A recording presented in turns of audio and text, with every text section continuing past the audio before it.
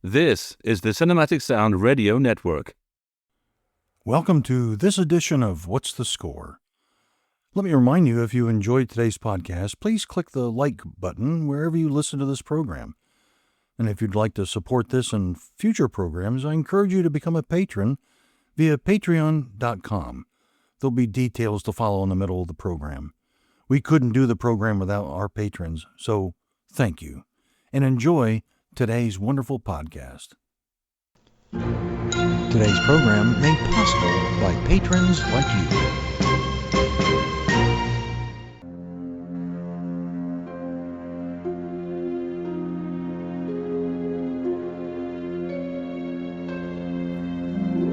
Welcome to where we celebrate music from the movies. From the golden age to present day, we've got it all covered. We talk to those in the entertainment industry and find out about their favorite scores. You found the podcast, What's the Score? I'm your host, Frank R. Wilson. So sit back, relax, grab a popcorn, and let's see what we'll be hearing today.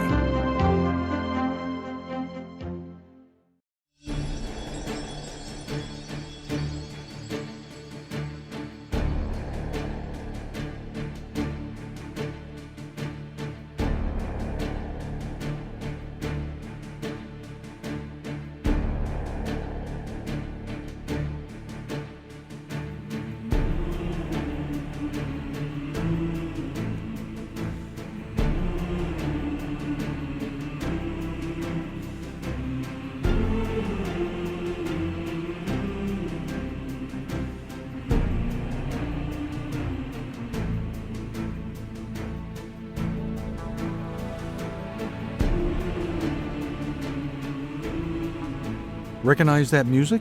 It's a favorite of our guest today. Now, our guest is a longtime host of a radio program on film music, which he produces in Canada.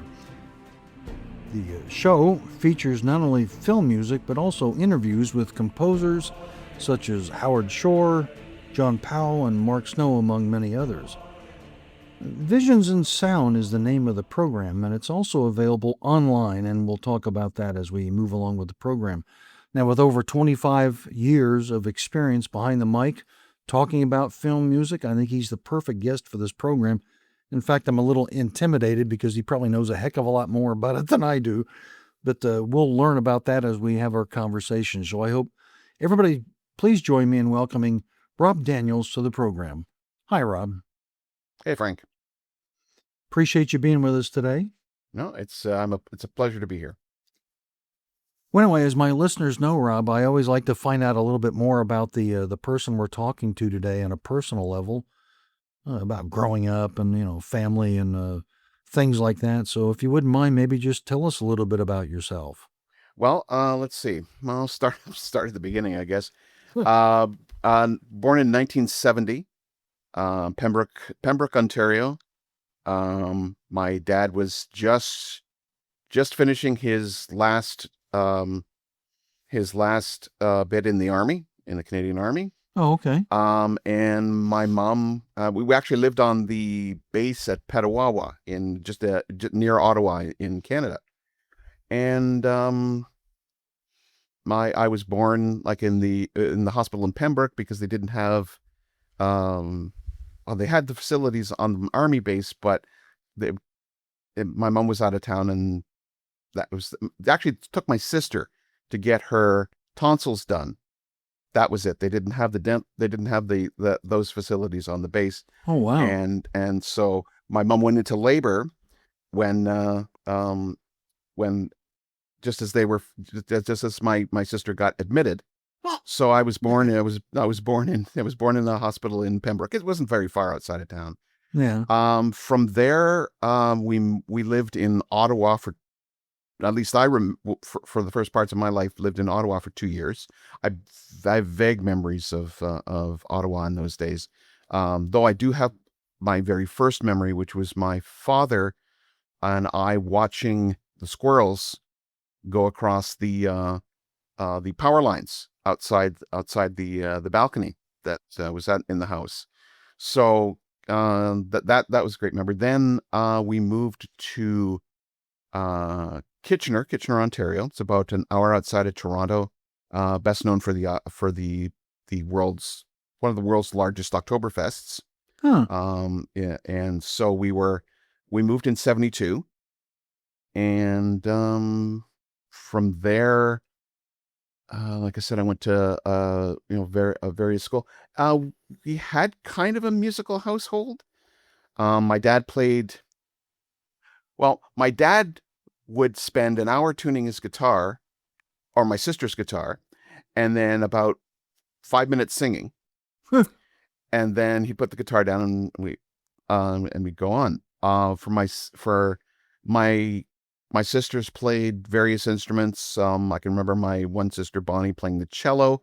My sister Debbie would be playing clarinet Oh, wow. and that sort of thing. So music was all around. My mom often says, "I don't know where you got your musical talent from," because she's tone deaf, and she uh, just not a very good singer. Though she did become a daycare teacher, and one of the requirements was that you sing to your kids. So there was that.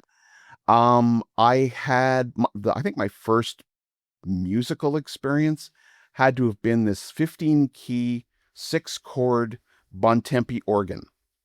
Huh.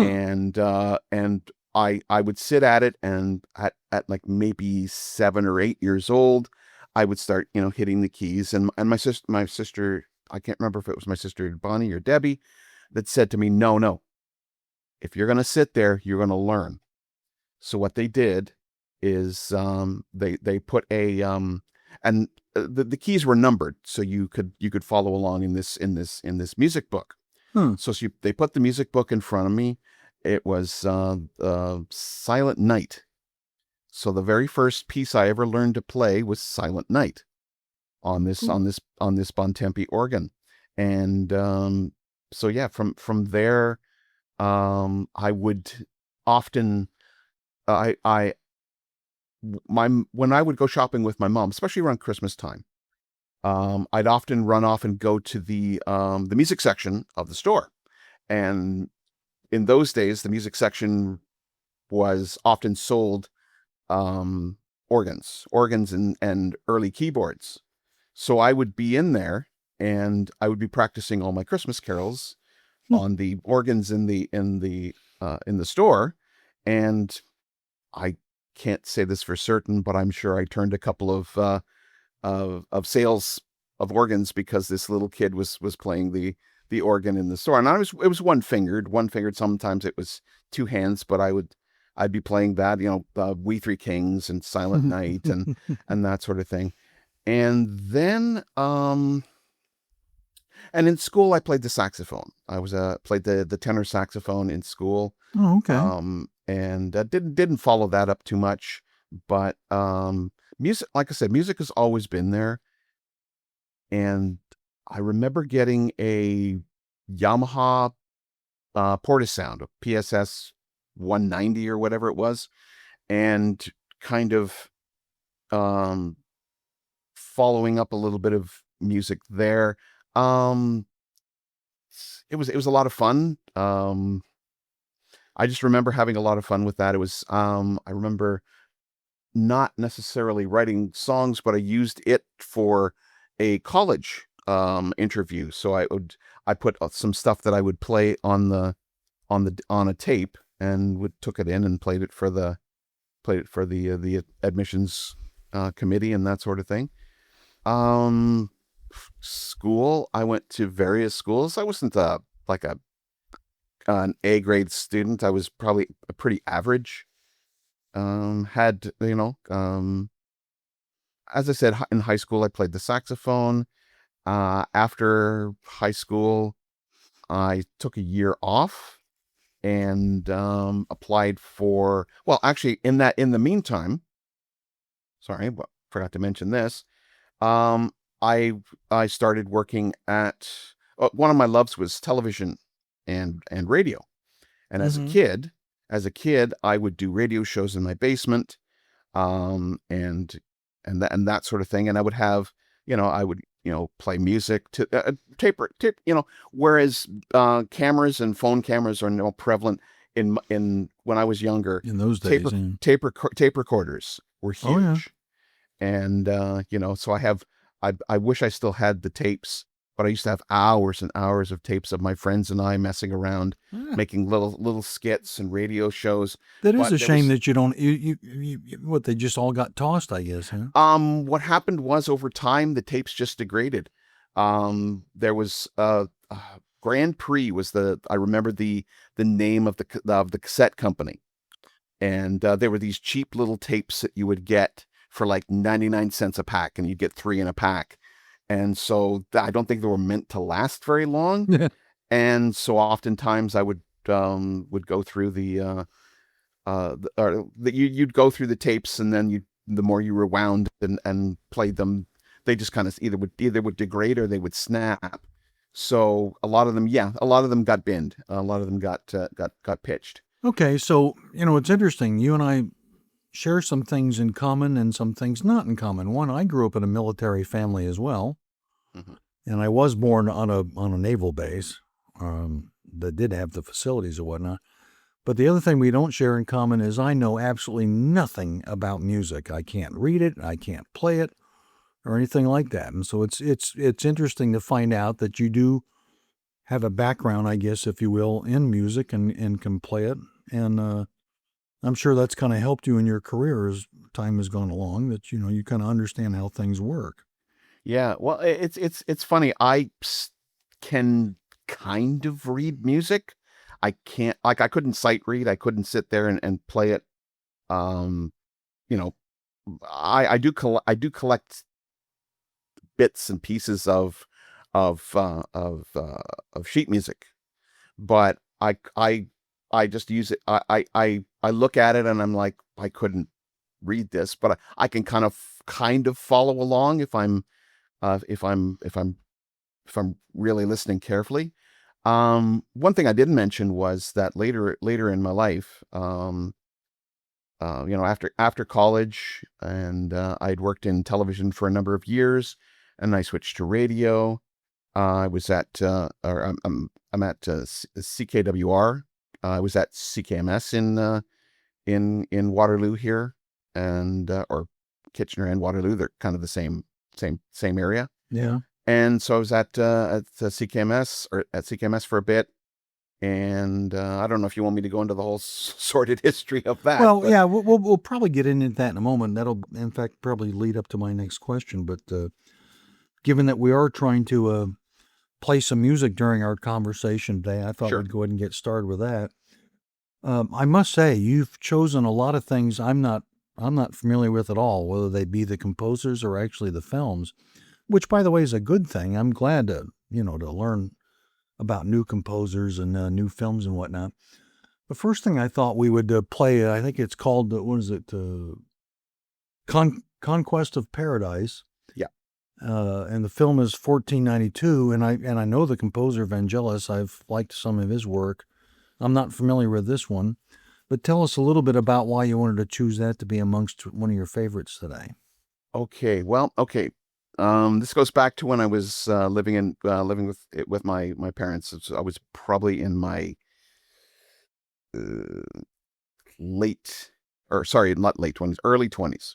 Okay. And so I'm in the basement listening to this newly acquired soundtrack that I just bought. I'd just seen the movie, and I was listening to Vangelis 1492. I loved Blade Runner. I loved The Bounty and that sort of thing. So I was really excited to hear this. And I'm lying on the couch in the basement and listening to this soundtrack, and all of a sudden I hear a certain point in the piece, and I bolt up and I go, wait a minute, I got to hear this again. So I go back and I listen to it, and I'm going, holy crap. Vangelis is representing what it sounds like to be on a sailing ship, because you hear points in this piece of music where and I don't know if you've ever been sailing, but you said you a naval family, so you would kind of maybe know this. bow of the ship would come up and it would splash in the water, and it's represented in this song. Bow rises up, splashes down, and then you hear the residual splash from that. And for me, after that I was hooked with this particular score. So this has become one of my favorites of all time. All right, well, let's have a listen for ourselves. Again, this is from the film 1492. It's called Conquest of Paradise, and it's written by composer Vangelis.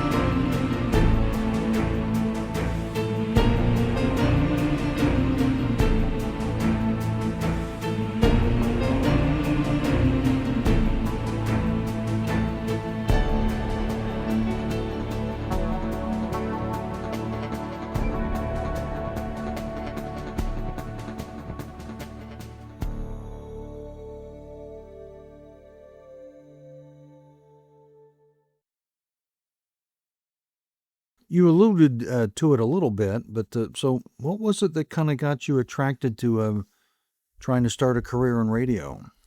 Well, the thing about radio is that, like I said, it had always been in the back of my mind. My main focus from college was always television. Television was going to be the moneymaker, was going to be that sort of thing. But like I said, always in the back of my mind was radio. And I had a friend who worked at the aforementioned CKMS, and he had a radio show called Advanced Warning. And he invited me on one day. He said, "Why don't you come on and do something on soundtracks?" Because he knew how much I loved the soundtracks. And so I was on there, and I went on twice. One was just kind of a general show. The second one I actually did an interview with some local musicians and that sort of thing that had done the soundtrack for a local film called The Nature of Reality. So we brought that into play. And from there, I just kind of caught the bug, and I applied at CKMS for a show. And the thing is that I get the call to come in and do the show, and they go, "Can you start Friday?" And silly me, I go, "Well, can I have a week to think about it?" And the person on the other end of the phone said, she said to me, she said, "You don't take this now, you're not going to get it." So this was I think it was like Tuesday or Wednesday of that week. So I had to rapidly put together a show, and it was an introduction show. And oddly enough, 1492 played on the first show as well. But this is June 2000. Going back that far. So it was a lot. It was a lot of fun to put together. In those days, I was just like, well, I want everybody to know in my love of soundtrack music. So I would throw, I would choose a subject, and I would throw everything that I could possibly think of into the show, into that hour and 45 minutes that I had for the show. And then discovered that's a lot of time to fill up. Yeah. Well, the thing is I realized that I don't want to overwhelm people. So I kind of cut it down to 5 basic soundtracks. I eventually got to the point where it was like, I choose a subject, and that way it gave me more of a chance to play more long form. So I could play 5 tracks or 6 tracks of a soundtrack instead of playing just like one piece from it, or the opening titles or something like that. And that way it gave people a chance to hear more of the soundtrack rather than just, a lot of people will go, "Hey, it's the opening track of this is what I found with anybody."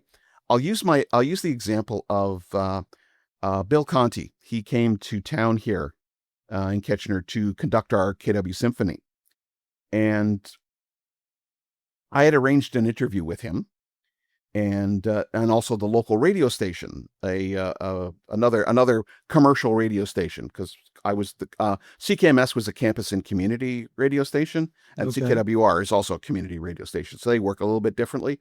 But the commercial radio station brought him in, did an interview with him for, I think, like 3 minutes. They talked about Rocky. They talked about, I think they just talked about Rocky and that sort of thing. My interview with Bill was 45 minutes, and we talked about Rocky. We talked about For Your Eyes Only. We talked about the Right Stuff, Right. and all of his other music, and it was very, very comprehensive. So that's how I feel that my reasoning for that, to cut it down to 5 soundtracks per show, was the idea that I wanted people to hear other music than just your main themes and the surface stuff. I wanted to go a little bit deeper into the music, and give people that chance to understand the composers maybe a little bit better. And Bill Conti is just what an entertaining interview. At least in my experience, I had the chance to interview him as well, and I don't know if you found the same thing, but he was great. And I saw him. I live here in Baton Rouge, Louisiana, which is home to Louisiana State University, which is where he went to school. And he actually came here, I don't know, it was like 3 or 4 years ago. and conducted the LSU orchestra or whatever. And the guy's a comedian. I mean, he should. I don't know how many concerts he does, but he should be doing a lot of them. I think he'd entertain people, beyond belief. He was just so great with the stories he had and all that sort of stuff. So anyway, I'm glad you had a chance to talk to him too. That's great. Did you ever feel like, my listeners know I ask this question a lot, did you ever feel like an outsider that amongst your peers that, you like film music? I mean, you don't like the Eagles or Leonard Skinner or, I mean, you weren't into pop music, you were into film music. Did it ever kind of feel kind of like an outsider amongst your peers? It's funny. When I was a kid, I thought I was the only one. Yeah, me too. Only one in the world that liked soundtrack music. I know. But it would always be like, I mean, my first recollection of the first television theme I remember liking was Barry Dvorak's SWAT theme. Yeah. And I was like, so while other kids were listening to like, well, my formative years for music were the 80s, so there was a lot of like Billy Idol and the groups that came out from there. Right. I wasn't listening to those. I was listening to, James Horner's Star Trek II and that sort of thing. There was I mean, I really liked Phil Collins. I liked Journey. I liked, all of the, I like certain groups. I wasn't all soundtracks, but the majority of my music collection was soundtracks. Yeah, it's the same way. And but then it was and I mean, I'd be silly to say that I wasn't aware of John Williams. He was kind of the one that kicked off the whole thing. I mean, yeah, there was Williams back in 77. He changed everything in 77. At least in my world anyway. Then there was, I mean, I always joke about this. There's my first exposure, not my first exposure. I saw Star Wars in the theater when I was 6, and I hadn't quite turned 7 in 77 yet. And so my mom tells the story is she took me and my 2 sisters to see Star Wars, and she thought it was going to frighten me, because there's scary stuff in it. But the thing is that she recalls, and she tells me the story of going home that night, and all I was doing was in the car was whirring and beeping like R2-D2 the entire time. But yeah, but from there, Christmas of 77, Under the Tree was Miko's Star Wars, the discoized version. Oh, cheapest, of that. So that was my Star Wars music for the longest time. He did, maybe even starting with Jaws, I think, which was in 75 or whatever. He really was responsible in a lot of ways for making film music kind of cool and popular and whatnot. Even though there were people that listened to it and obviously bought it and those sorts of things, but it really started to take off with some of the things he did. So yeah, I agree. Let's choose another one here that you had picked out. This is one of the few composers, I guess I would call mainstream, that you chose. And that's not a slight on the other composers. It's just that these other composers that we're going to expose our listeners to are going to be people maybe they haven't heard of before. Okay. I'm talking about Ennio Morricone. The film is from The Thing, and the cue is called Contamination. So tell me a little bit about why you wanted to choose that to play today. The Thing is one of my favorite movies of all time. My cousin Brad and I, one weekend, convinced my mom to rent the movie for us. Okay. And the thing is that we rented 2 movies that weekend, and this was at a time when you actually had to rent the player as well as the movie. Oh, wow. Okay. And so, yeah, because we didn't have a VHS tape, I guess. Yeah, VHS tape. We didn't have a VHS player at that time. We didn't get one until like probably the late 80s. or mid to late 80s. And so we rented two movies that day. There was 2010, Yeah, okay. and there was and John Carpenter's The Thing. And we ended up watching John Carpenter's The Thing, and I'm like, I think maybe 14, 15 years old watching this movie. And it just, it drew me in. It drew me in. And there, of course, at the beginning of the film, there's that heartbeat sound. There's the boom, boom, Right. boom, boom.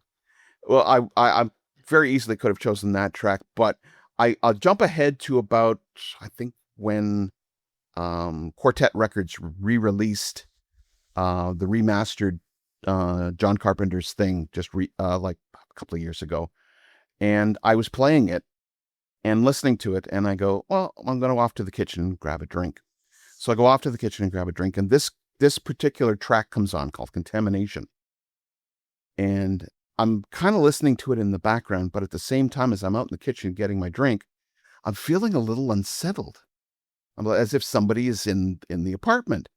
And I come and I'm like, why am I feeling this way? And I come back in the room and Contamination. It's a very short track, but I come back in the room and Contamination is playing, and I'm going, is that why I'm feeling this uneasy? Because it was the weirdest feeling. And like I said, I've always loved Morricone's approach to this. And I mean, I know it wasn't just him. It was that Carpenter actually added a little bit of his own music to it as well. But there's a lot of really good, and a lot of it didn't get used until Hateful Eight. Some of the music was reused for Hateful Eight. But yeah, at the time, I mean, it was one of my favorite movies. I've watched it every Halloween since 1993, and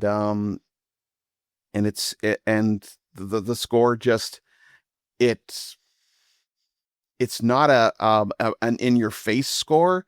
It just kind of sits in the background and just kind of makes you feel uneasy and unsettled in all of this. So that's why effective, yeah. And it's exactly. So that's why I like the score so much. I mean, I have and of course the remastered quartet music was fantastic, and it sounds amazing, and I love that recording in particular. All right, well, let's have a listen for ourselves. Again, the cue is called Contamination. It's from the movie called The Thing, and it's written by composer Ennio Morricone.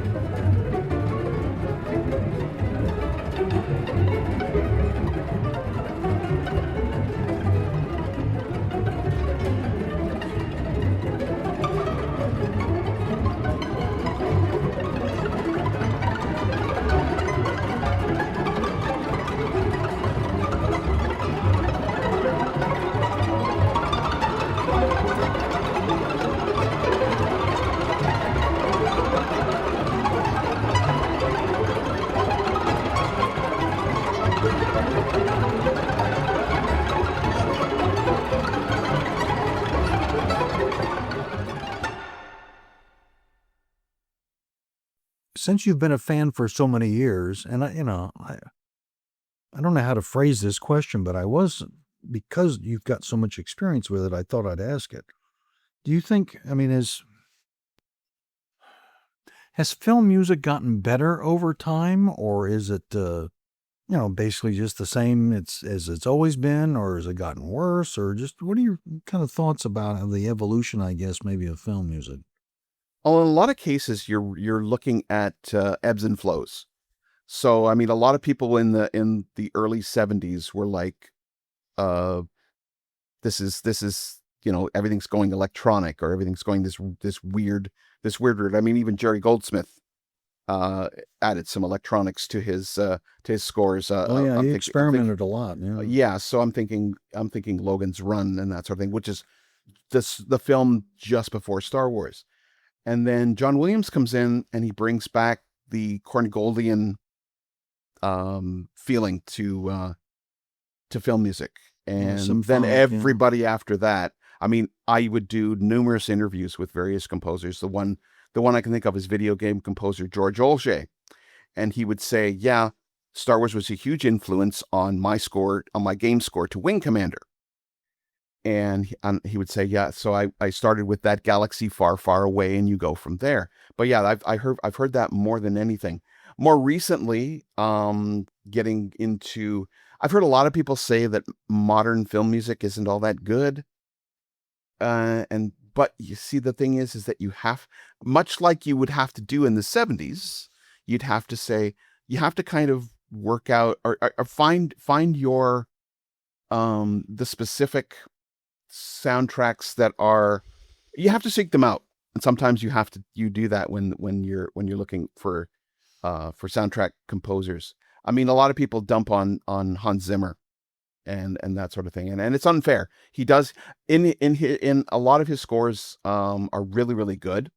He just happens to be the popular whipping boy sometimes when it comes to stuff. I mean, not everyone likes his Dune. I think it's okay, but there's a bunch of other scores of his earlier on. I mean, I really like his score to The Point of No Return. Was a Bridget Fonda film from the 90s. Of course, there's Backdraft of his. Yeah. Regarding Henry is a fantastic score. And there's a bunch of others. So you have to look for the scores. I mean, there's a lot of really fantastic composers now, and we'll get into that in some of the other tracks that I chose. But one of the ones that jumps out at me specifically, and I know I talk about a lot about the 80s and 90s, but Shirley Walker jumps out at me as being one of the composers that who came from the early, like she's worked with Hans Zimmer, she's worked with Danny Elfman, and she was a conductor for the first Batman score, and that sort of thing. So when she did the music for Batman the Animated Series, and when they went on to Batman Beyond, and that sort of thing, her music stuck with me. And getting into the more recent composers, people like I just came a couple of days ago, came away from watching listening to Daniel Pemberton's score to Masters of the Universe, and it is a fantastic score. And I'm thinking, this is now heading back to form. This is getting back to what I think people will hear that score, especially with the addition of Queen guitarist Brian May, bringing fun back to the movies and fun back to the score. Because I've admired Pemberton's work ever since he did, I believe it was the more recent Man from U.N.C.L.E. Film with the Guy Ritchie film. Oh, okay, yep. And yeah, so he for me it's, so you have to the composers are out there. I mean, you've got like the Austin Wintrys and and there are several other Chris Valescos and all of these composers that are out there. Some of them are aren't living in North America. Some of them are living over in the UK. I mean, Pemberton's a Brit, and that sort of thing. So you've got a lot of those. So again, you have to find the composers, and I mean that doesn't mean I don't appreciate Michael Giacchino, or that doesn't mean I don't appreciate Hans Zimmer, or thank goodness we still have John Williams with us. And at 93, he's putting out. And he says that he's going to be doing another Spielberg film. It's amazing, yeah. And I'm so I mean it's great to hear that there's still an elder statesman there to kind of say, this is how you do it. I mean, back in the 90s, I remember reading an article about his score to Total Recall, or to Jerry Goldsmith's score to Total Recall. Oh, okay. And the article read, Jerry Goldsmith shows the younger composers how to do it. This is how you do a science fiction film. This is how you do a science fiction score. So that's how I feel with John Williams and and the more elder, I mean, stuff like the people like Alan Silvestri and that sort of thing, they're showing the younger composers that, hey, this is where you go. And like I said, this is people like Giacchino and people like all the others that are out there are. Well, I'm glad that they're kind of picking up on that vibe. yeah, and of course I'm not talking about a heavy drama or something where there's not a lot of action going on, but certainly for action films and those sorts of things, sound effects have taken such a leap forward that, I mean, the composer almost has to compete with all the sound effects. And I think I'm not so sure that's been good for film scores necessarily. I mean, it's, you know what I'm saying? I mean, there's No, sound effects. I know what you're saying. It's the oftentimes, and one of the things I remember specifically was talking to composer Bear McCreary, and this was kind of an opposite situation, but he talked about at the end of one of the seasons of Battlestar Galactica, they used the song "All Along the Watchtower," and they basically they had dialed everything out, the sound effects and everything out, and it was just and they were asking in the mix, can we do any more? And the sound engineer was going, we can't do any more because we've basically flooded the mix with All Along the Watchtower. As for sound effects, I mean, it's not the first time I've heard that from composers, and I asked them that question in regards to sound effects and that sort of thing, where where do you, because you're like working your way through the various, when you're working your way through a film, how do you avoid getting in, like, your music doesn't get in the way of the sound effects and that sort of thing. And they said it is sometimes hard. I mean, you have dialogue, you have sound effects, you have, those elements in the film. And I mean, I go back to Jerry Goldsmith again with the Star Trek: The Motion Picture, and that he was actually asked by Robert Wise, hey, use the score needs to become sound effects, essentially, because we didn't have many sound effects in the film. But looking ahead, I do think they can get in the way, and I also find that films are seems mixed differently these days. Yeah. So that it seems to favor dialogue and sound effects over music. And sometimes it depends on the filmmaker, I think, but a lot of times your sound effects are overwhelming. And it's unfortunate because there's a lot of good music out there for people who want to hear it.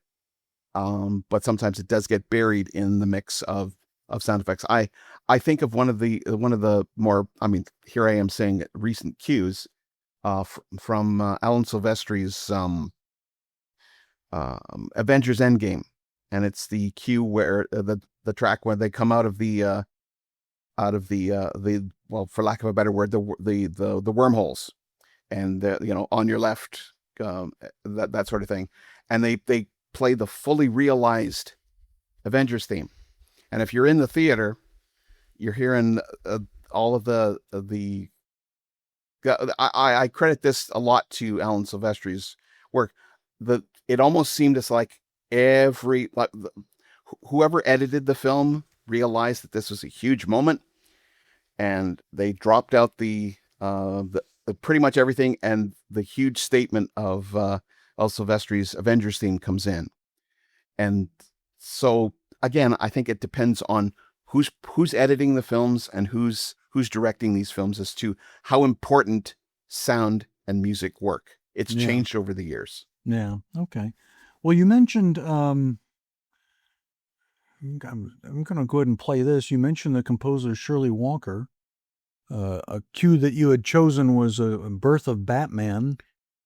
And the name of the film is what? Batman, Mask of the Phantasm. Mask of the Phantasm. Tell us a little bit about why you wanted to play that today. Okay. I am probably one of the few people that actually got to see this film in the theater.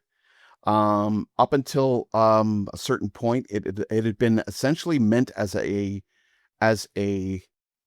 direct to video release. Oh, okay. And so my friend Adam, from a number of years ago, college friend Adam, we went to go see this Batman the animated, or sorry, Batman Mask of the Phantasm. It's probably my favorite of the Batman films, and I Wow. mean, and so it has such a good story, and Shirley's music works so well within the film. For me, there was an interview I read with Shirley, and unfortunately we don't have Shirley anymore. She passed away in 2006. But I read this interview with her, and she was saying that the producers approached her because Danny Elfman was saying, well, he's the only one that can write music for Batman, Yeah. and his theme was used in the animated series for a number of years before Shirley had her own theme in. Anyway, so listening to this particular track, "Birth of Batman," captures the tragedy of Bruce's life, and to the point where, and I don't want to ruin the story for people who haven't seen it. I mean, I realize it's like a well over 30-year-old film, but if you haven't seen Batman Mask of the Phantasm, please take some time to listen to it, especially if you are a film music fan, because Shirley's music is amazing. Huh. It is one of those. It reaches a point where, like I said, the track Birth of Batman. It shows the tragedy of what's happening to Bruce, and then you see the transition, and when it hits that moment of when he puts on the cowl and the cape for the first time, you feel the gravity of the situation, and Shirley's music comes out, and you get a choir hit, and you get all of these wonderful the full statement of her Batman theme comes through. And while I love Danny Elfman's music, Shirley, for me, just this is firing on all cylinders when you hear this score. Okay, well, let's have a listen for ourselves. This is again a cue is called Birth of Batman, and it's written by composer Shirley Walker. Sit back, relax, and enjoy.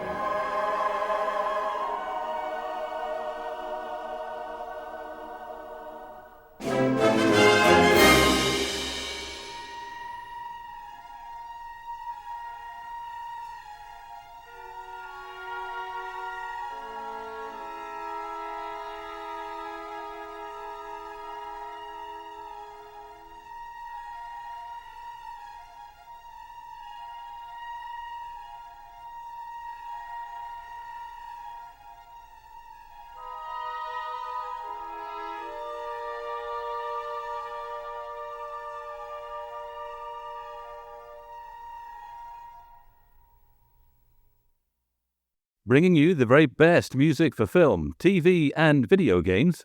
This is the Cinematic Sound Radio Network. We'll get back to the program in a moment. Let me tell you, I couldn't do this program without support from listeners just like you. When you press like or comment on a particular episode, it helps grow our audience. Now, admittedly, my audience is somewhat small compared to other podcasts, but it is growing, and I thank you for that growth. Now, how else could you help me keep the podcast going? Well, by becoming a patron of the program through patreon.com. For as little as $3 a month, you help me keep the program going, plus you gain access to special bonus clips from our guests each episode.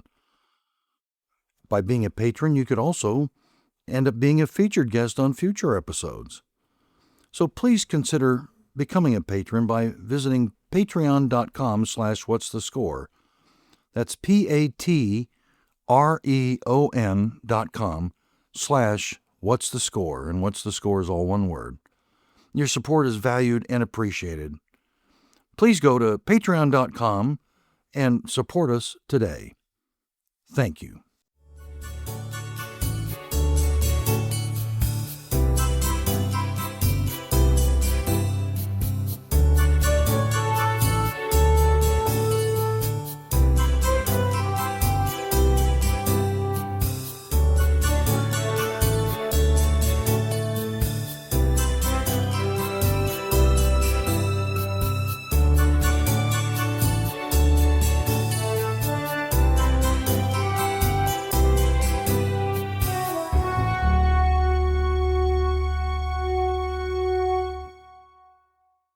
You know, in our conversation, we've only talked you've kind of mentioned some other, quote, mainstream composers, I guess, but you only chose one cue that was written by what I would call a mainstream, Morricone.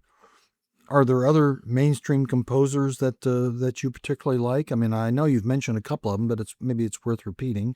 Yeah. I love Jerry Goldsmith.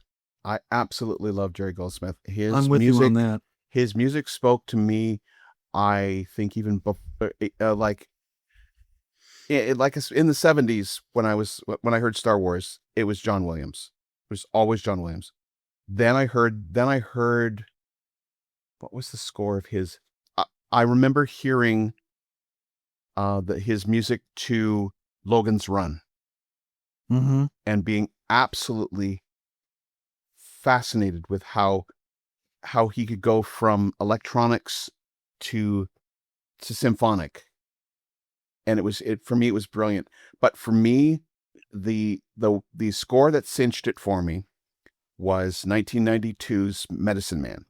Oh, okay. And from there, I was like, Jerry could do no wrong. It was a fantastic score. I love that score. Was so glad that they remastered it just recently. And but yeah, I mean, I have more Jerry Goldsmith in my collection than John Williams. So by a fairly wide margin. Yeah, as do I. I mean, you know, it and again, you know far more about it than I do and have far better recall about all his different scores, but the scores that Goldsmith wrote that I connect to or liked, to me, he was one of the, unlike composers today, it seems to me, he relied a lot on melody for a lot of things. And melody seems to be missing from film scores for me these days. And perhaps it's just because I'm not in tune with what's going on, but he was great with melody. Does that make sense what I'm saying? Well, one of my criticisms of Williams is that he has great themes. Yes. Great hooks, great themes. But a lot of his other music is, I won't say it. I will not. I will not insult the master of film music by saying that his music is middling and that sort of thing. Sometimes it can sit in the background. You and I are so connected on this. It's amazing. I've always said, John Williams, I like his themes and stuff, but what I would call his incidental music is not something that appeals to me too much. and it was what if you've listened to my program, my number one composer as far as being a fan is John Barry. Yeah. John Barry used a lot of melody throughout most of his scores, not entirely, but most of them.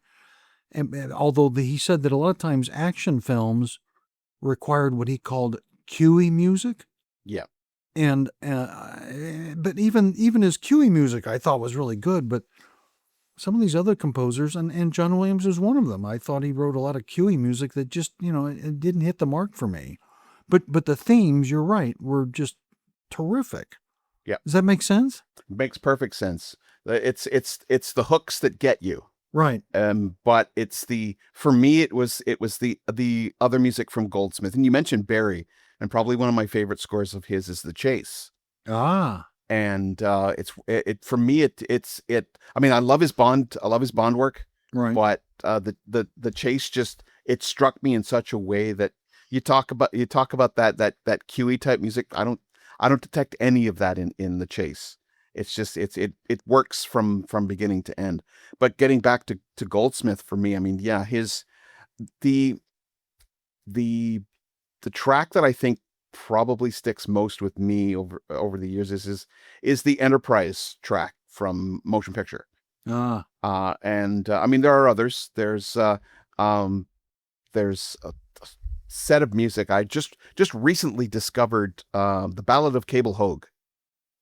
And it's a very simple score. It's a very basic score, but when Goldsmith kicks in those strings, it is a brilliant score. And here's the funny thing about Ballad of Cable Hogue is that I had picked it up in a used place and listened to the first track and went, "Oh, this is good," and put it on my shelf, and it sat there for a number of months. Yeah. And then my colleague Eric Woods played it on his Twitch stream one night. Okay. And I was like, "This is Ballad of Cable Hogue? Wait a second, I have it." And then I listened to it and I heard it in a whole different light. And of course, I love Jerry Goldsmith, so there was that, all of that, and it was just, for me, it just opened my eyes to, I mean, film music. I mean, you get your epicness when it comes to, for Star Wars and Star Trek and all of these big scores. Right. But I think the real test of a composer is a composer that can take something from very, very big to very, very, very, very small. And that's, for me, that's what Ballad of Cable Hogue does. Is that Goldsmith has his, we talk about Planet of the Apes, or any of his other, like Logan's Run, or any of the other scores that he has done over the years.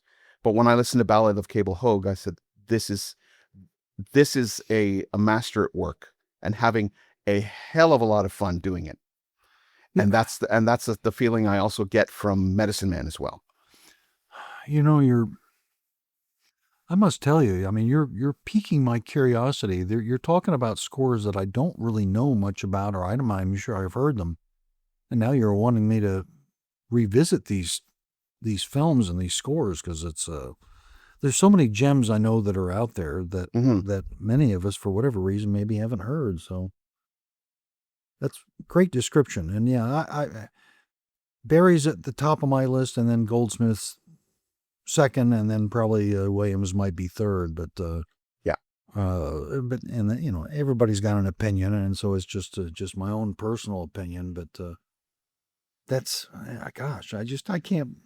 Someone who actually understands me. That's what that's what it almost feels like, So I mean, I appreciate your comments on that. Let's see, another cue you wanted to play, and I'm not familiar with this composer at all. And forgive me if I mispronounce the name. Patrick Scalina? You got it. Okay. Actually, that's very close to the way it. He's a Polish composer. Okay. And this is my most recent track. This is the track that most recent that I interviewed Patrick maybe about a week ago. Oh wow. And I had first heard his music to the game Mouse PI for Hire. And I am a huge fan of the film noir genre. I love, speaking of Jerry Goldsmith, I love LA Confidential. There's another score of his. But yeah, there's all the classics, Double Indemnity and all of those classic 40s and 50s film noir scores. I recently actually did a show on neo noir scores. So the LA Confidential, Blade Runner, Yesterday Was a Lie, and the more recent television series Spider Noir. So I love the noir genre, but yeah, that's what jumped out at me about Patrick's score, is that he's a younger composer, but he still gets the aesthetic of the 40s and 50s film noir genre, which is what the game is set in. And by the way, and I appreciate you highlighting a score for a video game, which is kind of like a new. Well, I don't know how to say it. It's another place where music for visual mediums like games are starting to take a forefront or whatnot. So I'm glad you wanted to highlight one of those. Let's have a listen for ourselves. This again, it's called A Case Like No Other. What the game is, Mouse PI, I think, right, for hire? Yeah, Mouse PI for hire. All right, well, let's have a listen for ourselves and have you take a listen for yourselves, all right?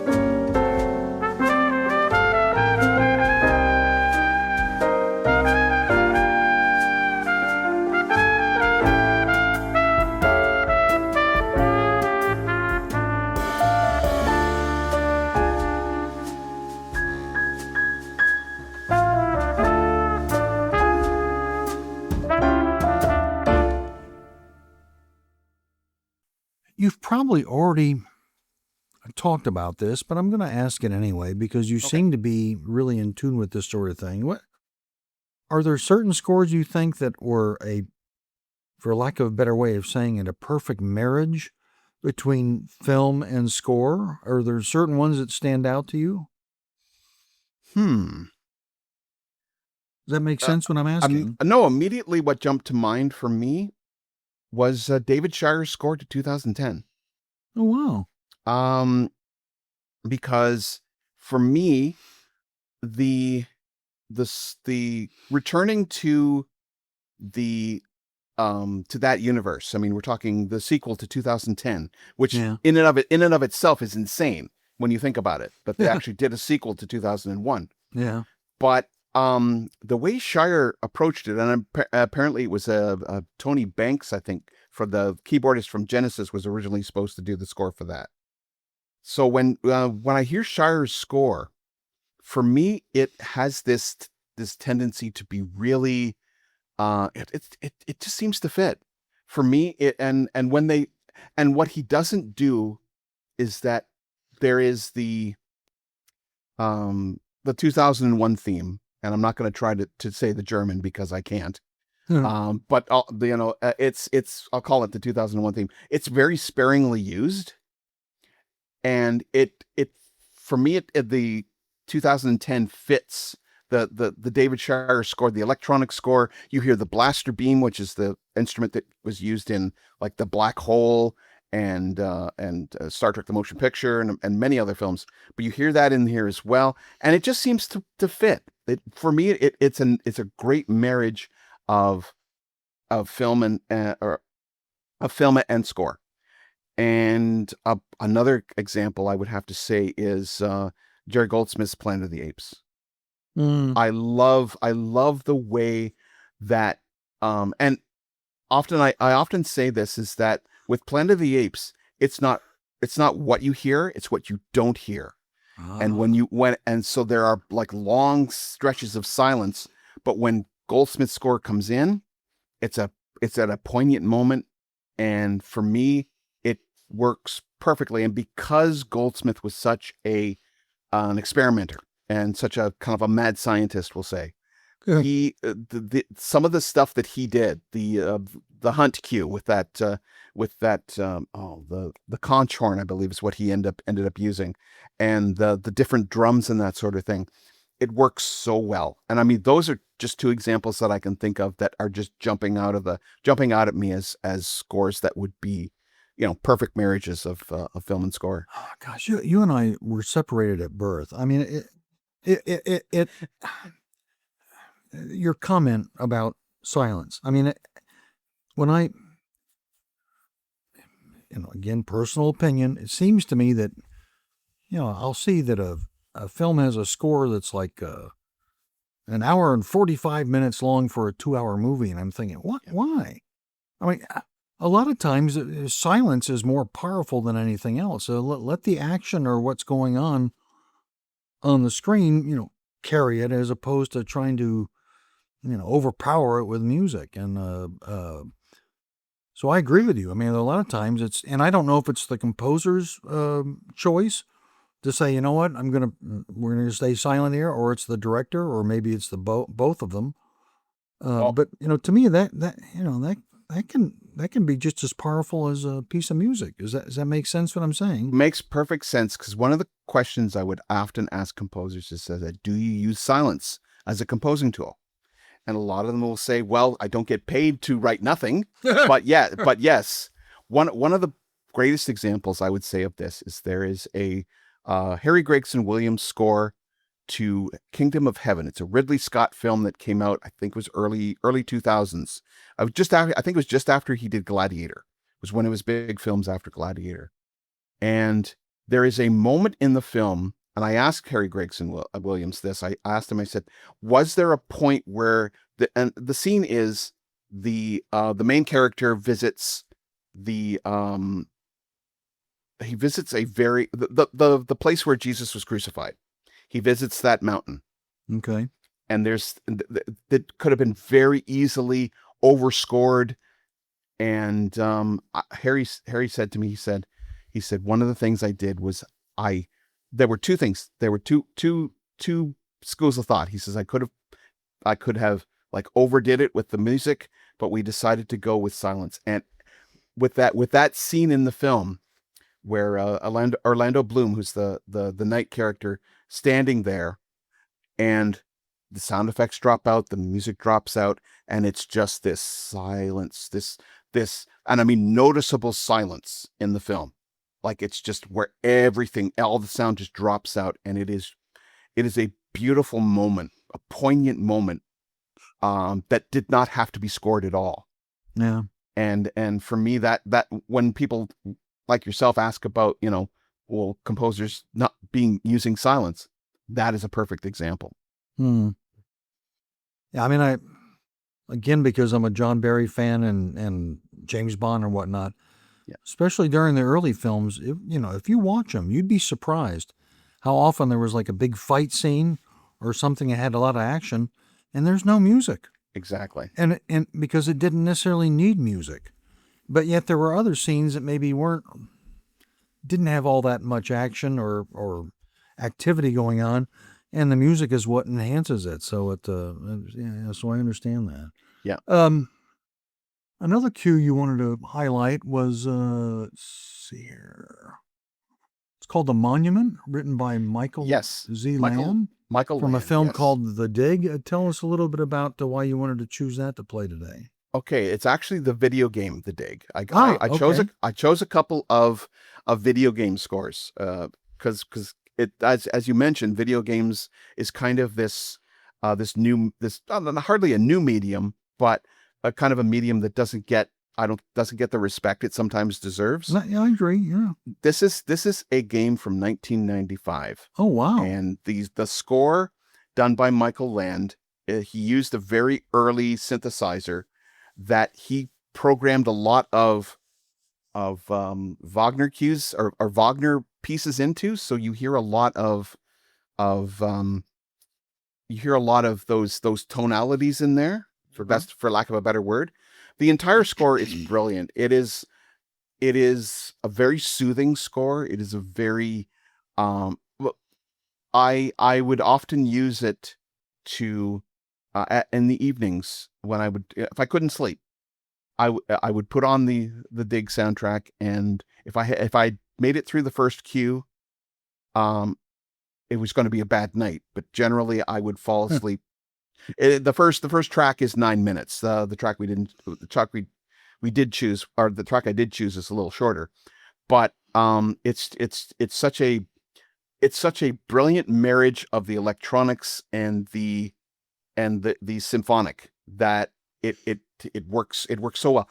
It's a score that is from a label that no longer exists, and I've talked to Michael since, and I've said, "Are we ever going to see a re-release of this?" And he goes, "Well, that's unfortunately in Disney's hands now, because LucasArts, which is where the game originally came from, is now a part of Disney."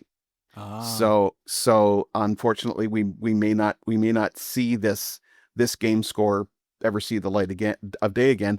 Though I will say this, that I've said that about a couple of scores, and they've shown up completely surprising me when that happens. But this in particular, pretty much everybody I've played this score for absolutely loves it, and they do not need the context of the game, because the game is essentially a space adventure where you are essentially transported to another world, and you have to kind of survive on this planet and discover a way to get home.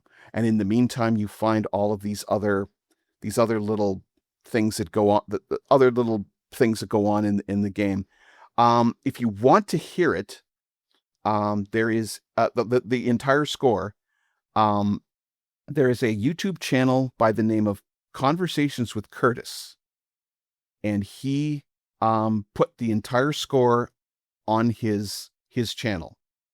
And so yeah, if you want to hear it, check that out. It is definitely worth it. And if you can find a copy out in the wild, I was fortunate enough to buy it at the time. I found it in a record store in Toronto, and when I got it home, it has become a treasured score for me. Again, one of my favorite scores, probably of all time. Wow. Is this Michael Land score. Wow. And the track The Monument. I'm a huge sucker for tubular bells. So that sound just speaks to me. And so when you hear that in this particular track, it's because I love the tubular bells so much. All right, well, let's have a listen for ourselves. Cue is called The Monument, written by Michael Land, and it's from a game called The Dig. Let's sit back, relax, and enjoy.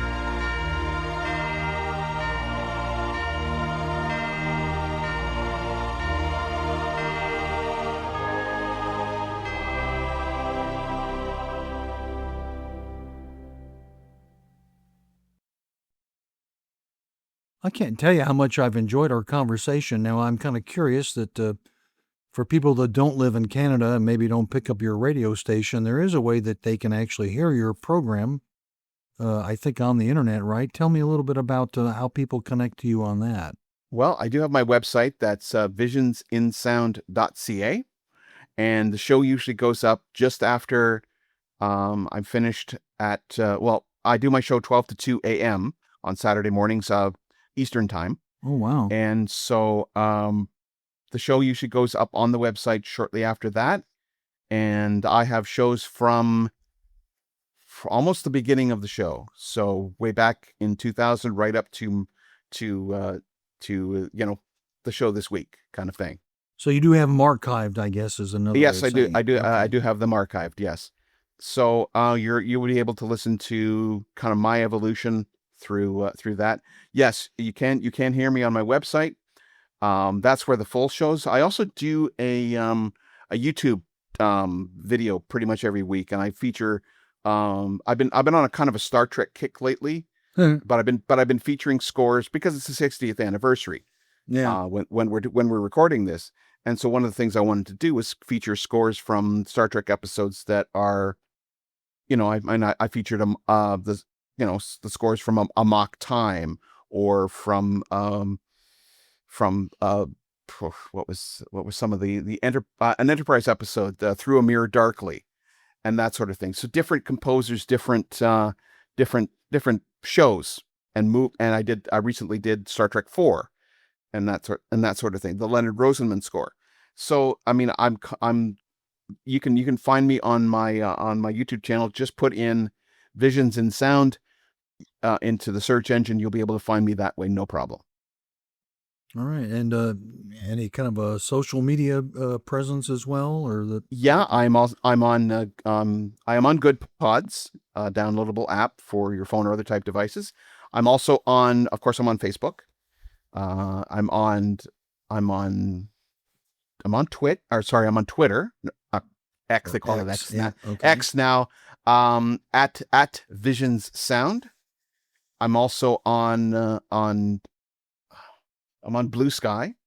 That's at Visions in Sound, and I'm also on if you are Canadian and listening to this, you might want to go onto Hey Cafe, which is also at Visions in Sound. Wow, you're everywhere. You're not going to be hard to find, I guess. So that's good. That's great. Yeah. Listen, I can't tell you how much I've enjoyed our chat. I'm very impressed with your broad knowledge of film scores from a wide variety of composers and decades and those sorts of things. I hope you've enjoyed our conversation as much as I have. It's been a pleasure, Frank. This is I don't often get a chance to talk about myself when it comes to talk about my love of film music and talk about myself when it comes to film music. So, as you said, kindred spirits. Yeah, I think that's the best way of approaching this. Oh, terrific. Well, once again, my thanks for you joining us today. And also my thanks to our producer, Eric Woods, who helped connect us to bring us together here today. And so that much appreciate that.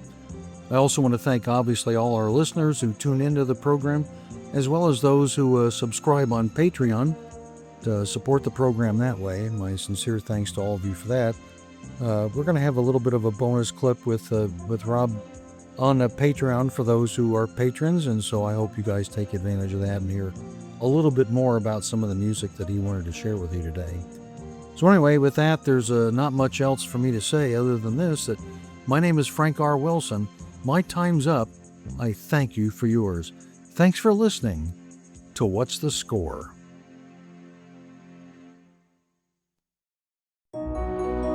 Thank you for listening to the Cinematic Sound Radio Podcast. I want to thank Tim Burton for providing his voice for all the bumpers you hear throughout the program, and to David Coscina for providing Cinematic Sound Radio's theme music. If you have any questions, comments, or concerns, please email us at cinematicsound@yahoo.com. You can find us on social media on Twitter, Facebook, and Instagram. And wherever you're listening to us today, please take a moment right now to leave us a rating and a review of the podcast. You can get a Cinematic Sound Radio t-shirt at our TeePublic store. You can join our Patreon at patreon.com/cinematicsoundradio. And don't forget to check us out on the web at cinematicsound.net.